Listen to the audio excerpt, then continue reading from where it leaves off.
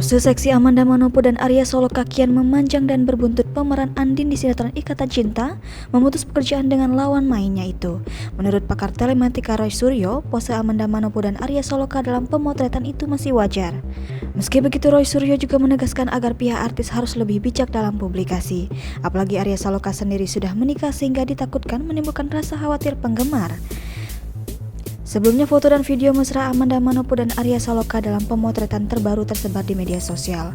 Pose Amanda Manopo dengan Arya Saloka dalam pemotretan itu dianggap terlalu vulgar. Dalam pemotretan itu terlihat Amanda Manopo sambil tersenyum, sedang duduk di pangkuan Arya Saloka. Pakaian terbuka Amanda Manopo juga menjadi sorotan.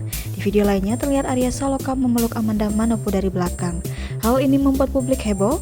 Amanda Manopo pun angkat bicara terkait kontroversi pemotretannya tersebut.